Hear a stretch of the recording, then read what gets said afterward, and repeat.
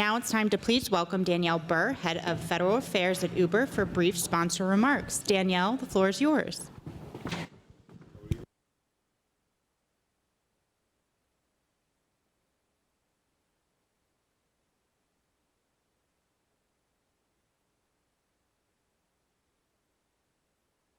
The whole team for,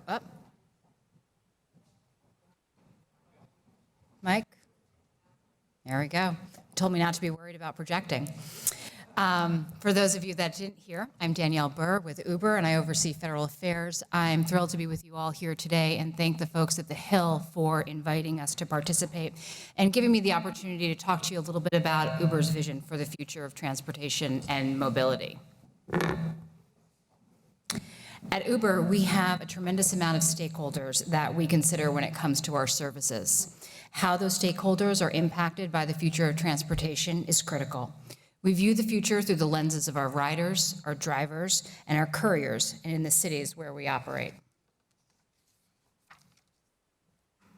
Before I dive in, I always like to start with a quick poll of the audience. How many of you drove your personal vehicles to the event today? Bus or metro? Scooters or bikes? And of course, how many of you took an Uber? Okay. At Uber, our story is pretty well known by now. We were founded in 2010 to solve a simple problem: how to get folks from A to B connected with drivers and riders. More than 10 billion trips later, we're connecting new and different ways to efficiently get people from A to B.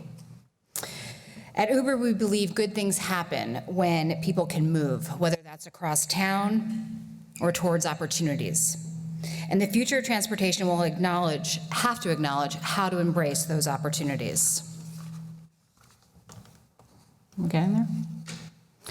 We're focused here today on the future of mobility, but it's worth a brief pause to observe how cities and communities we live in today were originally built. As you can see, cities like New York were built on transit, starting down at the dock and moving uptown as new technologies like the subway allowed people to move. Just as we build upwards with skyscrapers to address growing urban populations, we're now faced with the challenge of how to apply the same thinking to transportation. That's why over the last several years, we've built lasting partnerships with public transportation agencies around the world. In fact, earlier today, we announced that we are launching a transit journey in-app in 10 cities by the end of this year, including San Francisco, Mexico City, and Paris. After you enter your destination in the app, you'll be able to see transit as an option.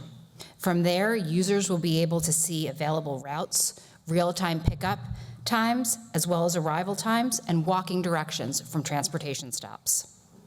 For many trips, it can be faster and cheaper to take public transportation, and we want to give our riders a seamless way to access that option right within our app. Uber is connecting millions of riders to some of the world's largest public transportation systems via the app. This is part of our vision for Uber becoming a one-stop shop for your ability to get around within your city. I'm sure many of you first heard of Uber through our ride-sharing options, and that remains a fundamental part of the vision for the future of transportation. We're continually working to improve rideshare efficiencies and offer new ways to expand mobility options. When we launched Uber Pool, it was a big bet. Today, Uber Pool accounts for 20% of Uber trips globally in the cities where it's available. We're working to get more people into fewer cars to help cities cut down on congestion and pollution over time. Another exciting offering is Uber's Jump products, including e-bikes and scooters. Uber's new mobility is building cost-effective green transportation network and creates new ways for people to get around their cities. But to be successful, we have to make sure you can get a new mobility option, whether that's a jump bike or scooter, that is charged and ready whenever you need it and willing to go wherever you need it to go. And we are leveraging what Uber has that no one else does, a platform which billions of people use every year to get around. Using that platform to connect riders with our top-of-class hardware will open up mobility options for millions of people who don't ride bikes and scooters every day. What's more exciting? We're using Uber's platform to bring new riders to Jump who haven't previously used bikes and scooters. A few months ago, we began testing by putting nearby bikes and scooters on Uber's main page within the app in 4 cities. We quickly saw an increase in the number of people trying to ride bikes and scooters for the first time. Starting next month, all 28 of our Jump markets around the world will have available e-bikes and scooters to show up in the main screen of our app. Another big piece of our future is the work on self-driving technology. Developing self-driving vehicles is one of the biggest technical challenges of our lifetime. But if we're successful, these vehicles will have the potential to make our roads safer and transportation more affordable for everyone. We believe that automation can vastly improve the driving experiences in a lot of different ways. Self-driving vehicles hold the potential to drive more safely than a human driver.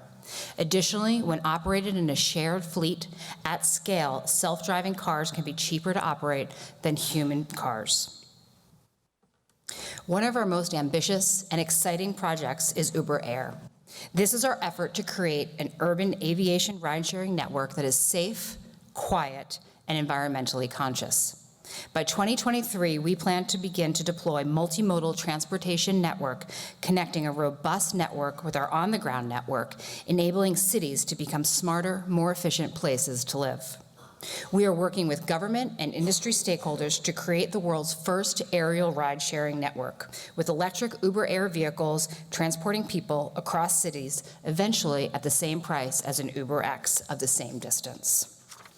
In fact, this past summer, we introduced Uber Chopper, where passengers can take an 8-minute flight between Lower Manhattan and Kennedy Airport. Every day, we're getting closer towards a future where the push of the button, you can get a flight. So back to the question at hand. What does the future of transportation look like? I know there's a lot of these emerging technologies that are often hard to conceptualize, but that's because they're groundbreaking. I'll finish with the same poll I asked earlier, but with a twist. If we were sitting here today in September 2029, 10 years from now, how do you think you'd get here? Would you still be in a car, in the metro or a bus, still using bikes and scooters, and still taking an Uber? It might sound crazy, but in 2009, 10 years ago, Uber, electric bikes, self-driving vehicles were not an option, barely an idea. It's a question to think over, not only with regards to your own personal transit and the future of how you'll get around, but the future of public policy. At Uber, we're excited about the future of mobility that we never thought possible. Thanks for having us today.